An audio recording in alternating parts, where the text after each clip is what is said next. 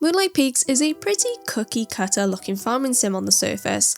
My partner literally came into our office whilst I was playing one day and said, "For God's sake, this is literally just another Stardew." And to some degree, yes, it is. However, I find this approach to the genre to be quite reductive, as Moonlight Peaks takes the farming sim foundation and mixes it with the gothic and supernatural, with every part of the gameplay reflecting this stylistic choice. You go about your business like you usually do, building up a dilapidated plot of land, ploughing fields, making friends with the residents, and getting wrapped up into the drama of it all. But all of this is done by night. Why, you ask? Well, you are an undead being, a child of Dracula, a vampire, so of course sunlight is not recommended. After rebelling against your father's rather outdated views on the outside world, you flee to the town of Moonlight Peaks to show him that undead royalty can live amongst outsiders and lead a fulfilling life that isn't just about sucking blood. Usual mechanics like farming are entwined with magic, spells and potion making, and the residents you meet are supernatural entities like werewolves and seers. Therefore, Moonlight Peaks does look very familiar, but when we dig a bit deeper, you'll find a farming sim that is enchantingly different and uses its core principles to bring life to its undead world.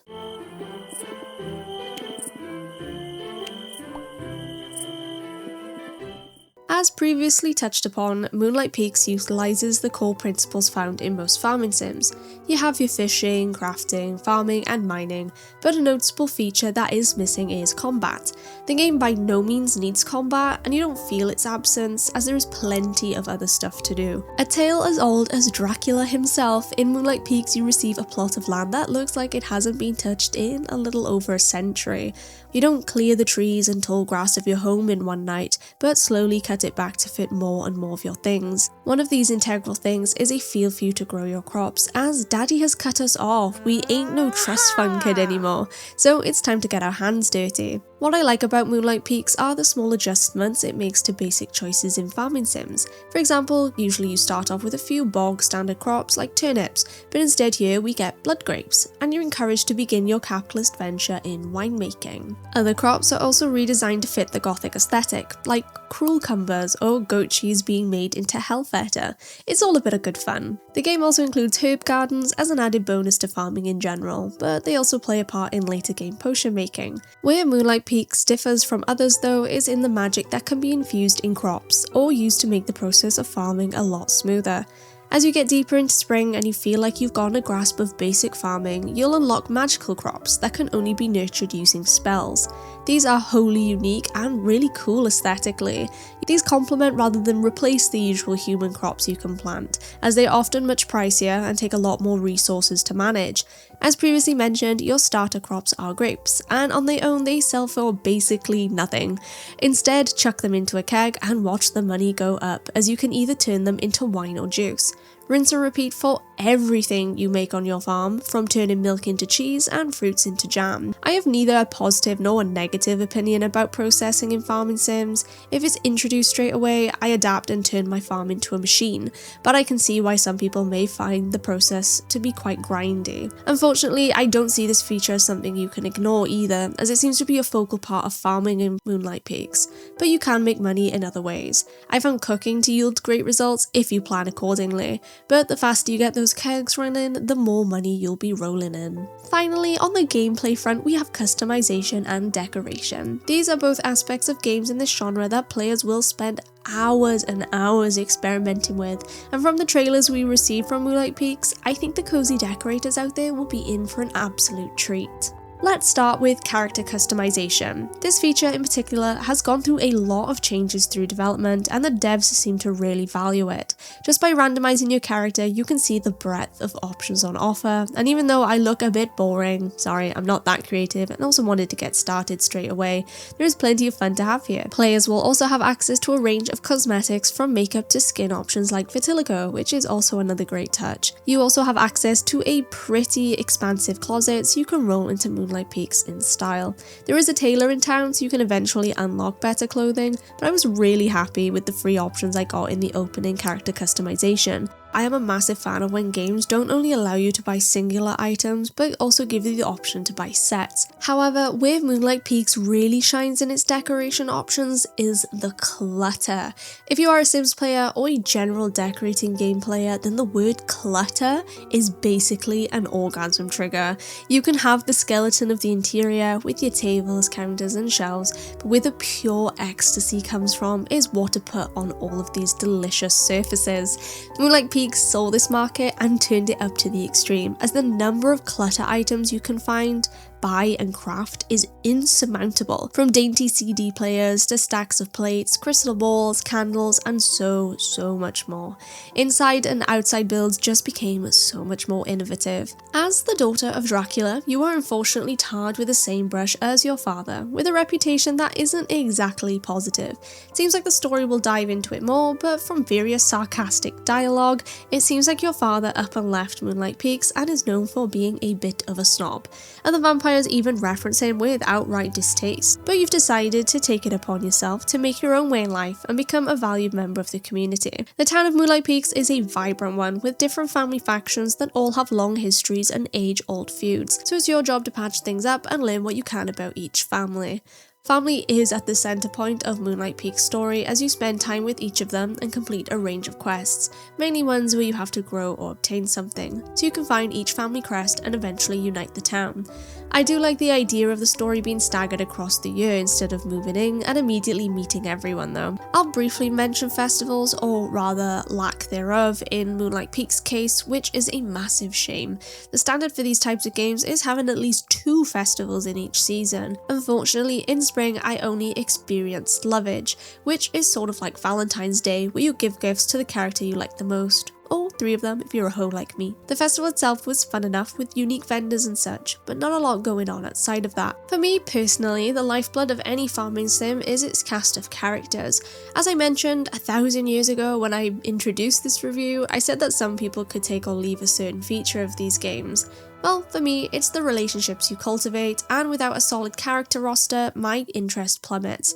At first, I was very skeptical of Moonlight Peaks, as having a large cast, all with their own heart events, often equates to a lack of depth and a bunch of residents just completely vanishing from my mind because I just do not care about them. The game has 23 data balls, compared to the usual 12 in other games in the genre, and over 30 characters in total, so I was admittedly a bit worried.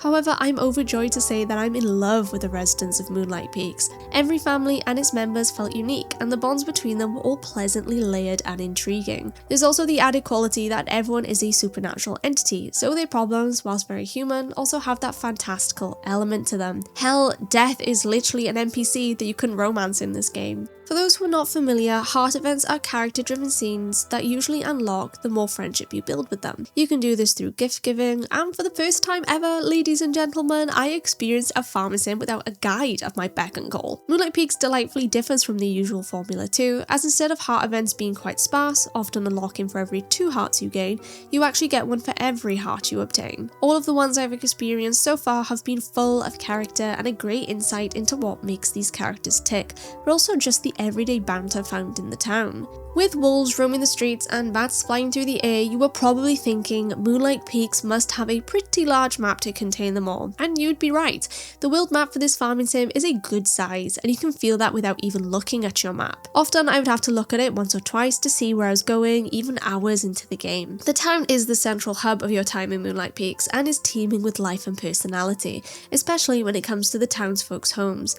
I've mentioned the focus of clutter in this game's interior and exterior design, and you can see this most aptly in the vibrant bedrooms, living rooms and shops of the town. Everyone's house is packed full of items, and most of them you can acquire yourself. You can guess how busy these houses are just by the fact that those pesky vampsters are hidden around them. But it's not just the town that receives a lot of love. The surrounding wilderness is also full of points of interest where you'll see different residents meet up, cast spells and stop to howl at the full moon. Exploring is also made more interesting and fun through the different transformations you can unlock. The trailer has only named 2 so far, which are the Hell Kitten and the Bat, so I won't be spoiling the third in this review. It was a very pleasant surprise. As soon as I unlocked my feline mode, I soon found that I rarely walked around in my human form, as being a cat gives you a significant speed boost. Being able to dart back home at a moment's notice is so convenient when the map is so large and often quite twisty and easy to get lost in. A lot of the time, people will say an absolute deal breaker for them is the visual style of their farming sim, and I totally agree. There have been many that I have dodged simply because I did not vibe with the style or the character designs. If I'm going to be spending hours of my life looking at this thing, it needs to be pretty. And my neighbours need to be hot, goddammit. At first, the style of Moonlight Peaks was a bit strange. The character portraits are undoubtedly beautifully drawn, but I guess it's just an art style I'm not used to. Some of the character heads look a bit bobblehead-esque, and they all have quite a mature look to them, which I've come to really appreciate. The game also just straight up gives you another set of portraits you can change to if you're not vibing with the game's aesthetic. Usually when I'm given character portraits to look at, I tend to mostly look at them, as the 3D models or pixel models aren't usually too expressive.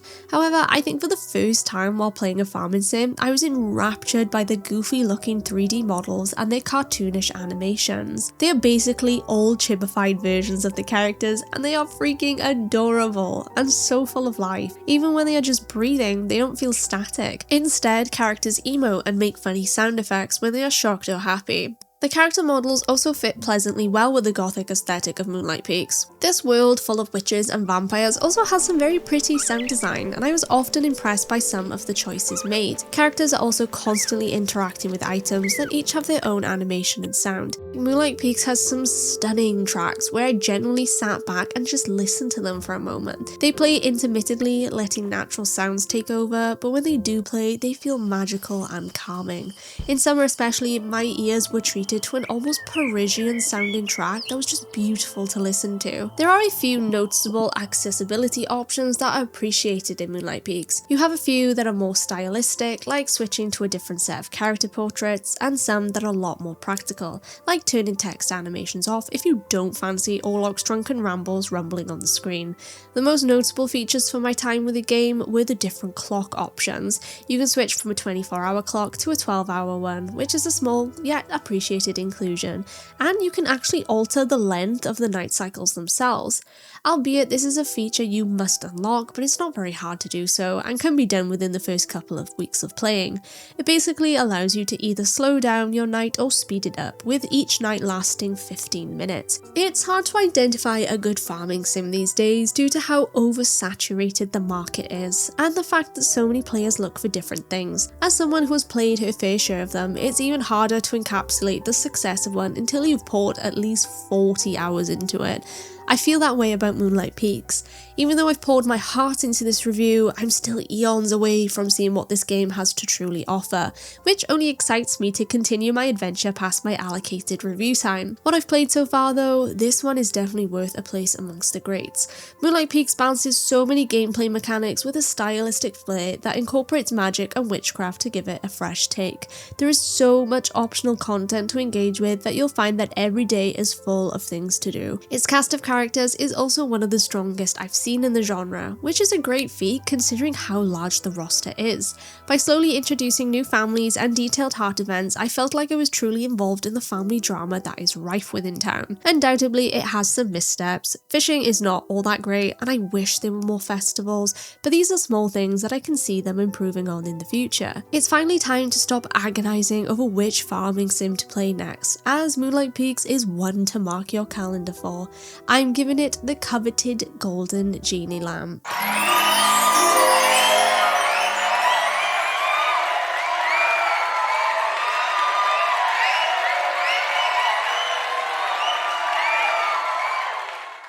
Thanks so much for watching, everyone. If you enjoyed today's video, don't forget to hit that like button, subscribe to the channel to help us continue to be able to bring a voice to the voiceless. Join the over 60,000 indie warriors that have said goodbye to the gaming echo chamber. For even more support, head over to patreon.com/idreamofindiegames, where you can get Discord access, early shows, exclusive content, and more, now with a brand new $2 entry tier. Or check out YouTube memberships for exclusive badges, custom emoji, and other fun perks. Support real people making real things, because here at I Dream of Indie Games, it's always about the games.